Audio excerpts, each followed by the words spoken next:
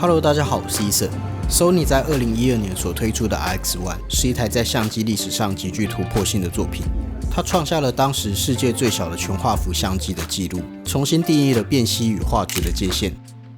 上市初期将近10万元的售价，证明了 RX-1 并不是针对主流消费市场，更像是 Sony 的一次火力展示，证明自己有能力克服工程上的难题，在极小的尺寸中塞入顶级的规格。为了打破画质与辨析的对立， Sony 于2012年开启了这条独立于单眼系统之外的支线。从 RX-100 开始，后续延伸出 RX-1、RX-10 等分支，逐渐建立起 Sony 小型高画质相机的完整家族。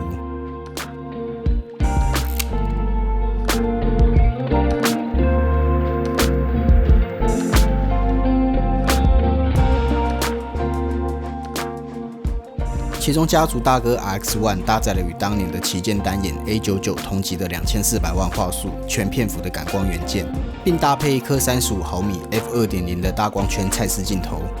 在当时，这样的配置只存在于大型单眼，而 Sony 却把它塞进一台能够放进外套口袋的机身中，彻底展现了 Sony 领先业界的技术力。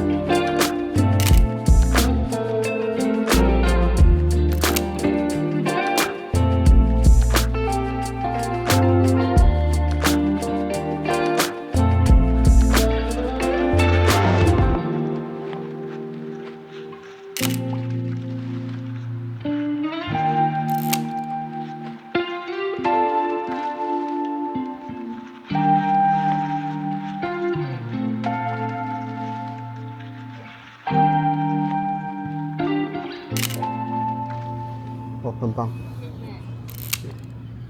觉得我不太像机。不会啦，我觉得还蛮好的。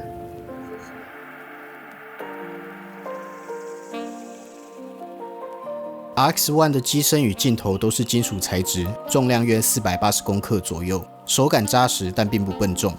整体采用极简的设计语言，在机身的线条结构与数量上相当克制，呈现出一种小巧精致、优雅的质感。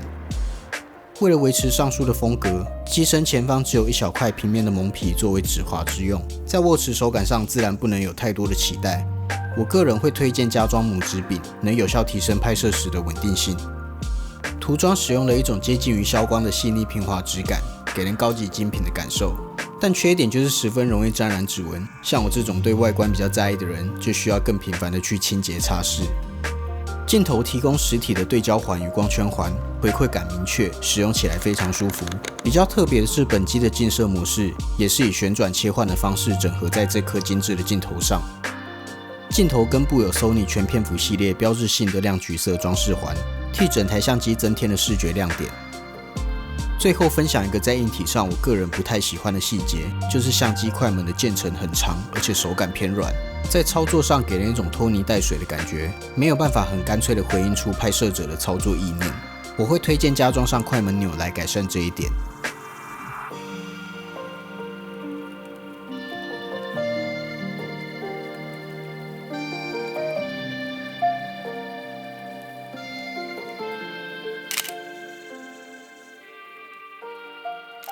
RX-1 使用与 RX-100 相同的电池。这颗电池虽然体积小，在 Sony 的相机系列中也有很高的通用性，但用它来驱动一台全片幅的相机还是稍显吃力。尤其是使用内建闪灯的时候，回电速度明显偏慢，是这台相机在性能与体积上的取舍点之一。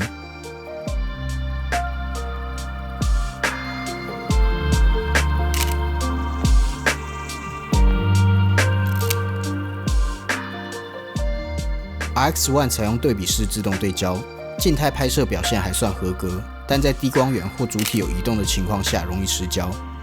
我在使用上经常发生机器显示准焦了，但其实放大一看并没有完美合焦的情况。算是这台相机最大的短板。不过它具备 DNF 模式，可以在自动对焦后手动转动对焦环进行微调，算是弥补对焦精度不足的妥协办法。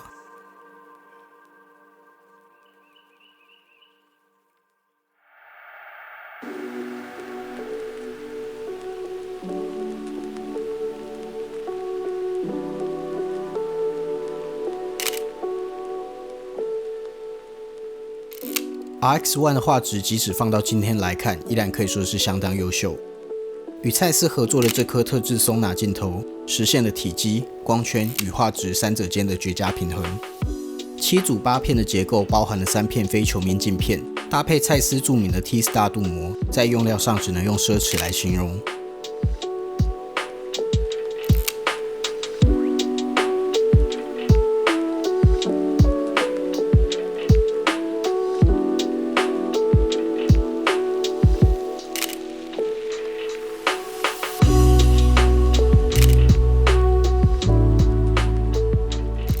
上述结构使得 RX1 在高反差的环境下，也能维持清晰的对比与丰富细节。这颗镜头即使在光圈全开的情况下，画质表现我个人依然非常满意，立体感强烈，画面层次饱满。背景虚化没有现代大光圈镜头的奶油感，甚至带有一点线性。关于这一点就因人而异，我个人并不讨厌这种表现。